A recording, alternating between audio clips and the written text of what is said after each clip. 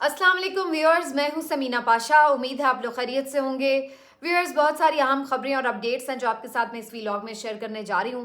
और कुछ तो ज़ाहिर है एक सो कॉल्ड इलेक्शन नामा है जो कि आपके साथ शेयर करेंगे। आज का बड़ा इंपॉर्टेंट दिन था और इसके ऊपर बात करना बड़ा ज़रूरी है क्योंकि आज आखिरी दिन था कागजात नामजदगी छीनने का। तो ये बड़ा एक फ्रेज़ यूज़ हो रहा है सोशल मीडिया के ऊपर कि जी आज छीनने का आखिरी दिन था, क्योंकि ये खबरें जो हमने ज़्यादातर सोशल मीडिया पर देखी हैं इन 3-4 दिनों में, तो उसमें कागजात नामजदगी जमा कराने से ज़्यादा कागजात नामजदगी छीनने के मामलात जो थे वो ज़्यादा रिपोर्ट होते रहे। तो बहरहाल जी फाइनली ये सब कुछ हो गया। अब उससे आगे क्या मरहला है इसके ऊपर भी बात करेंगे। कौन से हलके हैं जहाँ पर बड़े इंटरेस्टिंग किस्म के मुकाबले होने जा रहे हैं, इसके ऊपर डिटेल में कुछ मैंने चीज़ें तैयार की हैं वो आपके साथ शेयर करूँगी। फिर जनाब कुछ बात करेंगे। आज 2-3 वाक़यात बड़े अहम हुए। शेर अफजल मरवत साहब ने बलोचों का जो धरना जारी है उससे जाके बातचीत की, शिरकत की, उनसे इजहार यकजहती किया। हाफिज साद रिजवी भी वहाँ पहुँचे, उसकी भी अपडेट है। सिद्दीक जान ने आज हामिद मीर साहब से माजरत कर ली है और ये भी कहा कि वो उनके खिलाफ अपने ट्वीट्स और वीलॉग्स डिलीट कर रहे हैं। तो ये क्यों उन्होंने कहा, ऐसा क्या वाकया पेश आया, ये भी आपके साथ शेयर करेंगे, इंटरेस्टिंग है। और इसके साथ साथ जनाब बात करेंगे कि आज पीटीआई के एक और जो वकील हैं सलमान शाहिद एडवोकेट, उनको भी अगवा किया गया और फिर कुछ घंटे के बाद उन्हें रिहा करना पड़ा जब अदालत की जानिब से हुक्म आया। तो ये सब कुछ आज क्या होता रहा शाम से अब तक, ये आपके साथ मैं डिटेल्स शेयर कर लेती हूँ। आपसे रिक्वेस्ट है कि चैनल को सब्सक्राइब कर दें अगर अभी तक सब्सक्राइब नहीं किया। फाइनली जी कागजात नामजदगी जमा कराने का जो मरहला है, पहला मरहला, वो इख्तिताम पजीर हुआ। इंतहाई हंगामा खेज, इंतहाई मुतनाज़े, इंतहाई अफसोसनाक और इंतहाई शर्मनाक भी। और ये सब जो पहला ही मरहला है उसमें मुझे नहीं समझ है कि जिन्होंने ये प्लान किया कि इसको इस तरीके से अंजाम देना है उनको क्या हासिल हुआ है। क्योंकि आपने तो बुनियादी तौर पर इब्तदा में बुनियाद ही ऐसी रख दी है मुतनाज़े किस्म की कि आगे अब जो जो मरहला आता जाएगा मज़ीद उसमें इजाफा होता चला जाएगा और आखिर में हर कोई ये बात कहने पे मजबूर होगा कि ये तारीख के बदतरीन और मुतनाज़ तरीन किस्म के इलेक्शन हैं शुरू से। आमतौर पर तो ये होता है इलेक्शन होने के बाद चीज़ें होती हैं और लोग फिर उसके ऊपर क्वेश्चन भी रेज करते हैं, लेकिन जो सूरत हाल इन इलेक्शंस में कागजात नामजदगी जमा कराने से शुरू हुई है, बल्कि उससे भी पहले से शुरू हुई है, उसके बाद किसी को कोई शक नहीं है कि ये किस टाइप का इलेक्शन होगा और इसके ऊपर कौन एतबार करेगा। हत्ता कि हद तो ये है कि खुद जो चीफ इलेक्शन कमिश्नर हैं पंजाब के, उनको भी ख़त लिखना पड़ा है और उन्हें तक ये बात तस्लीम कर ली है, ख़त लिखकर एक तरह से रिकॉर्ड पर आ गई कि जनाब वाक़तन पाकिस्तान तहरीक इंसाफ के उम्मीदवारों के साथ क्या क्या वाक़यात पेश आए हैं। उन्होंने आईजी पंजाब को भी, क्योंकि पुलिस की मुदाखलत बहुत ज़्यादा रही है, फिर उन्होंने चीफ सेक्रेटरी को भी ख़त लिखा है इस सिलसिले में, चीफ इलेक्शन कमिश्नर को भी बताया है। इससे पहले मुख्तलिफ जो और इलेक्शन कमीशन के अफसरान थे, कुछ आरओज़ थे, उनकी तरफ से भी अहकामात और लेटर्स वगैरह जारी हुए हैं। तो ये सारा एक मुनज़्ज़म जो मामला नज़र आता है उसमें अब ये सब कुछ एक रिकॉर्ड पर आ गया है। तो जब आपने पहला ही इसमें बुनियाद ऐसी रख दी है तो उसके बाद आपको फ़ायदा क्या हुआ इससे, मुझे तो ये समझ नहीं आ रही। क्योंकि इसका जो सरासर फ़ायदा हुआ है वो तो पीटीआई को हुआ है। इनके तो जो ये हैं उम्मीदवार, इनको तो कैंपेन करने की ज़रूरत नहीं रहेगी।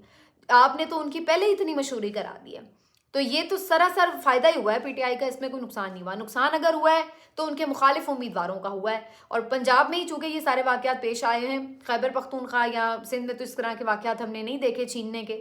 तो ये जो पंजाब में आपने सारी बदमाशी की है उससे नून लीग को सीधा सीधा नुकसान हुआ है और हर कोई ये कहने पे मजबूर हो गया कि नून लीग ने ऐसे इलेक्शन जीतना है। इससे तो बेहतर आप ना ही इलेक्शन लड़ें। अगर आपका ये हाल है, इतने ही आप खौफजदा हैं कि कागजात नामजदगी तक नहीं जमा कराने दे रहे आप, तो फिर आप करने क्या आए हैं भाई लंदन से? वहीं बैठे रहना था। अगर इतनी भी जरूरत नहीं थी आप में आके कि लोगों से इलेक्शन से मुकाबला करना है तो फिर वहीं रहते आप। करना क्या है? शौक आपको ये है कि आपको चौथी दफ़ा वज़ीर आज़म बना दिया जाए, मरीम नवाज़ को वज़ीर आला बना दिया जाए, ये कर दिया जाए, वो कर दिया जाए, सारे आगे आगे पीछे सलूट मार रहे हों, 2/3 दे दी जाए। और हालत ये है कि मुखालिफ उम्मीदवार को आप देखना ही नहीं चाहते, उसका सामना ही नहीं करना पसंद कर रहे हैं और आप इस सारी सूरत हाल से नेगेटिव जो इमेज जा रहा है वो PMLN का गया है, तो उससे उल्टा उन्हें नुकसान ही हुआ है। तो ये न जाने किसका आइडिया था, लेकिन जिसका भी था उसने तबाह बर्बाद करने में कोई कसर नहीं छोड़ी है, इस इलेक्शन की साख को भी और PMLN को भी। اب دوسرا جو اس کا مقصد ہو سکتا ہے بظاہر وہ یہ ہو سکتا ہے کہ خوف و ہراس شروع میں اتنا پھیلا دیا جائے کہ اس کے بعد لوگ نکلیں ہی نہ، کاغذات نامزدگی جمع کرانے کے معاملے پر ہی بددل ہو جائیں، مایوس ہو جائیں اور جمع ہی نہ کروائیں، اور اگر کچھ جمع کروانے میں کامیاب ہو بھی جائیں تو پہلے سے ہی ایسا ٹیرر پھیلا دیا جائے کہ انہیں پتہ ہو کہ جناب یہ الیکشن ہم نہیں جیت سکتے، مشکلیں ہی مشکلیں ہیں تو لعنت بھیجو، تو انہیں ہارنے پر اور شکست تسلیم کرنے پر مجبور کر دیا جائے۔ تو اگر تو اس کا مقصد یہ تھا تو اس میں بھی ناکامی ہوئی ہے، کیونکہ الٹا ہم نے یہ دیکھا کہ جو لوگ ڈٹرمنٹ تھے انہوں نے ہر طرح کی کوشش کر کے، لیگل لڑائی لڑ کے، عدالتوں کے دروازے کھٹکھٹا کے، اور یہاں پہ عدالتوں کی بھی تعریف بنتی ہے، خاص طور پر لاہور ہائی کورٹ نے جس طرح سے اسپیشل بینچز بنائے اور چھٹیوں میں ساری دادرسی کی، تو بڑی بات ہے یہ، ایسا میں ایکسپیکٹ نہیں کر رہی تھی انفارچونیٹلی، جو پچھلی ساری ایک ہمیں نظر آ رہی تھی ہسٹری ریسنٹ پاسٹ کی، لیکن یہاں پر لاہور ہائی کورٹ کو خاص طور پر باقر علی نجفی صاحب کو کریڈٹ دینا، میرا خیال ہے کریڈٹ نہ دینا زیادتی ہوگی، اور ان کے حکم پر بھی بہت سارے جو آج معاملات تھے وہ سارٹ آؤٹ ہوئے، بہت سارے امیدواروں کے کاغذات جمع ہو گئے، 2-4 لوگ ابھی بھی رہ گئے ہیں پی ٹی آئی کے سٹل، لیکن اب وہی بات ہے کیونکہ عدالتوں نے ان کے بارے میں حکم جاری کر رکھا ہے تو امید ہے کہ ان کو اس پہ ریلیف مل سکتا ہے، کیونکہ حکم آلریڈی ان کا اس کے اوپر جاری ہو چکا ہے کہ جناب ان کے کاغذات جمع کیے جائیں۔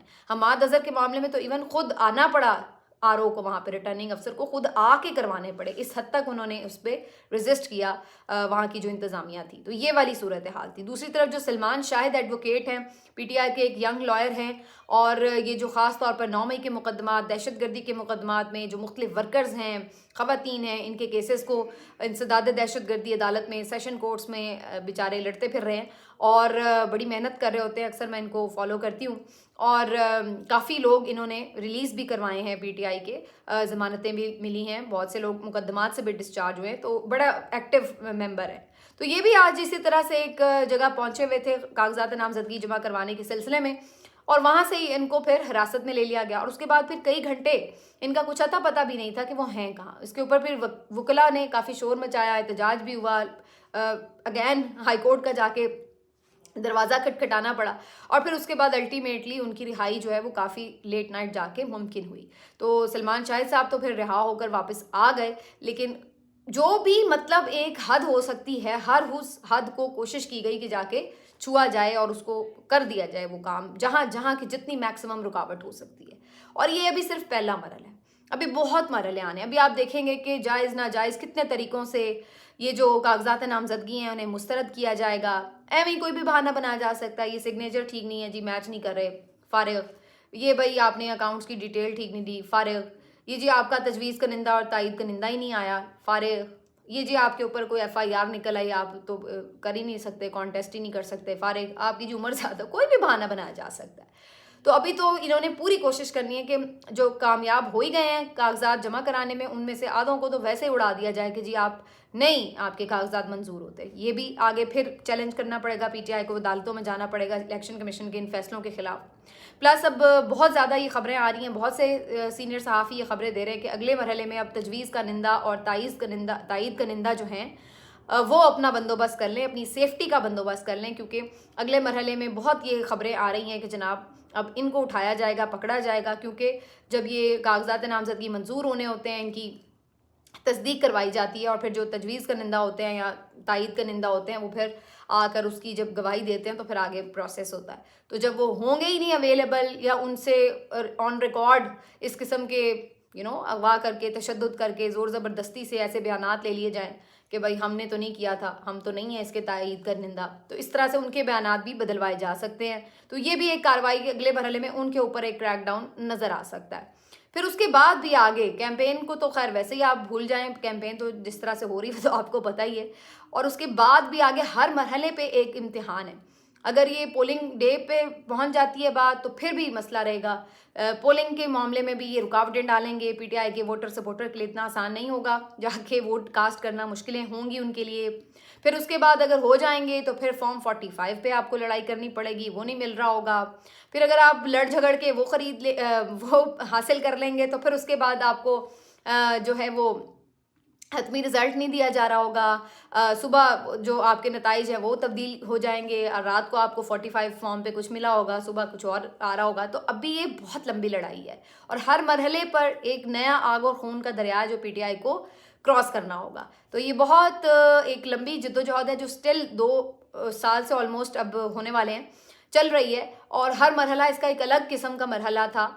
سنس عمران خان صاحب جب اقتدار سے نکلے اس کے بعد ان کی پوری کیمپین, پھر ضمنی انتخاب پنجاب کے, پھر ان کے لانگ مارچز, پھر اس کے بعد اسمبلیوں کی تحلیل, پھر اس کے بعد پھر الیکشن کے لیے پوری ایک لانگ مارچ اور کیمپیننگ, پھر اس کے بعد 9 مئی, پھر 9 مئی کے بعد خان صاحب کی گرفتاریاں, کیسز, پی ٹی آئی کے لوگوں کے لیڈرز کے کیسز, گمشدگیاں, اور یہ سب پی ٹی آئی کا ٹوٹنا اور جانا لیڈرز کا, اور مطلب مختلف مرحلے اس میں آتے رہے, اور اب یہ مرحلہ پہنچا یہاں تک. اور ہر مرحلہ پہلے مرحلے سے بہت مشکل بھی ہوتا ہے, کہیں آپ کو پھر پیچھے بھی ہٹنا پڑتا ہے, کہیں آگے بھی آنا پڑتا ہے, لیکن بڑی جس کو کہتے ہیں تندہی اور ثابت قدمی سے پی ٹی آئی کے لوگوں نے, بہت لوگ اس پہ تنقید کرتے ہیں جی پی ٹی آئی کے لوگ اس طرح سے ریزسٹ نہیں کر پائے, یا اس طرح نہیں ہو گیا, یا اس طرح نہیں ہو گیا. میں سمجھتی ہوں تاریخ میں ایسی مزاحمت شاید ہی کسی نے کی ہو, جو پاکستان تحریک انصاف کے کارکنان نے, ان کے خواتین نے خاص طور پر جس طریقے سے مزاحمت کی ہے, جو ان کے سوشل میڈیا کے لوگ ہیں انہوں نے جس طرح اس تحریک کو زندہ رکھا ہے. یہ سب چیزیں جو ہیں وہ تاریخ کا حصہ ہیں, اور آنے والے کچھ سالوں میں شاید آپ یہ کتابوں میں پڑھ رہے ہوں گے کہ جی کس طریقے کی جو ہے وہ ایک مزاحمت کی گئی مافیاز کے خلاف. تو یہ بہرحال جناب ابھی مرحلے اور باقی ہے. کچھ جو میں نے چیزیں نکالی ہیں وہ میں آپ کے ساتھ شیئر کر دوں. سعد رضوی اور ایمان طاہر صادق جو ہیں, یہ میجر طاہر صادق کی صاحبزادی ہیں, یہ اٹک میں ایک دوسرے کے خلاف الیکشن میں نبرد آزمائیں, تو بڑا انٹرسٹنگ ہوگا ان کو دیکھنا. سعد رضوی کی تحریک لبیک کی بھی فالوئنگ ہے. بہرحال خواجہ آصف صاحب کو چاروں ناچار برداشت کرنا پڑے گا. عثمان ڈار صاحب کی والدہ کو وہ فائنلی کاغذات جمع کرانے میں کامیاب ہو گئیں. سنم جاوید صاحبہ جو ہیں وہ مریم نواز کو ٹکر دے رہی ہیں. طیبہ راجہ پنڈی سے فیاض الحسن چوہان کے مد مقابل ہے, تو یہ بھی بڑا انٹرسٹنگ ہے. چوہان صاحب بہت بولتے ہیں, اور طیبہ راجہ جو ہیں انہوں نے ظاہرہ جیل میں رہ کر اپنی ایک ساکھ بنائی ہے. پھر نعیم حیدر پنجوتا صاحب جو کہ عمران خان صاحب کے وکیل بھی ہیں, اور انہوں نے سرگودا سے الیکشن کے لیے کاغذات نامزدگی جمع کرائے ہیں. وہاں پہ بھی ان کو مریم نواز کو سامنا کرنا پڑے گا ان کا, تو یہاں پہ بھی مریم نواز کو اچھی خاصی ٹکر ہے.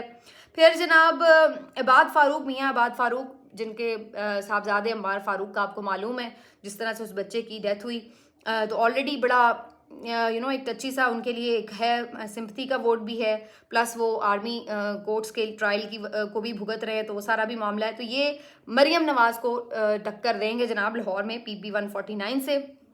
اسی طرح اعظم سواتی صاحب میاں نواز شریف کے مد مقابل ہیں, تو یہاں پہ بھی بڑا شدید قسم کا مقابلہ ہے, کیونکہ اعظم سواتی صاحب کے لیے بھی بڑی سمپتیز ہیں لوگوں کی, جو انہوں نے بھی جھیلا ہے سارے چکر میں.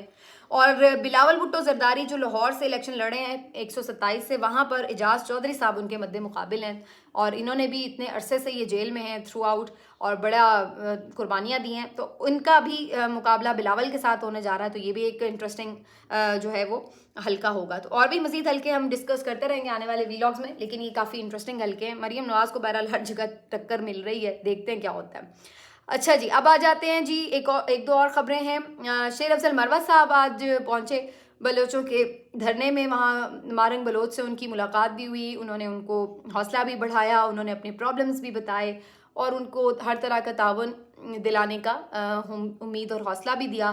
بڑا اچھا جسچر ہے, ایک بڑی جماعت کی طرف سے سینئر وائس پریزیڈنٹ اگر وہاں جاتا ہے, جا کے ان کے ساتھ اظہار یکجہتی کرتا ہے, تو یہ بڑی اچھی بات ہے. وہ بھی ان دنوں میں کہ جب P T I already establishment کے عتاب کا شکار ہے, تو اگر کوئی اینٹی اسٹیبلشمنٹ اس وقت دھرنا جاری ہے, وہاں جا کے ان کے ساتھ یکجہتی کا اظہار کرنا, تو یہ کافی پی ٹی آئی کو ایک بولڈ سٹیپ ہے جو اس وقت لینا پڑا. یہ نارمل حالات میں انہوں نے نہیں لیا سیریسلی. اسی طرح سے حافظ سعد رضوی نے بھی آج انہیں جوائن کیا, انہوں نے بھی جا کے ان سے وہاں پہ بات چیت کی, ان کا دکھ درد بٹایا, تو حافظ سعد رضوی صاحب کی جانب سے بھی یہ ایک اچھا جیسچر تھا.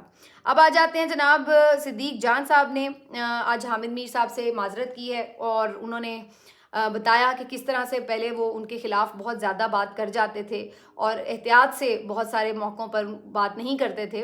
یعنی نظریاتی اختلاف تو ہو سکتا ہے, میں بھی بہت جگہوں پہ تنقید بھی کرتی ہوں, بہت زیادہ بھی کرتی ہوں, لیکن کوشش یہ ہوتی ہے, میری بھی اپنی ذاتی طور پر یہ کوشش ہوتی ہے, اللہ اس میں مجھے کامیاب رکھے, کہ عام طور پر تجاوز نہ کیا جائے, کوئی ایسی اخلاق سے گری ہوئی گفتگو نہ کی جائے جس کے اوپر پھر بعد میں آپ سوچیں کہ یار یہ زیادتی کی میں نے اس شخص کے ساتھ.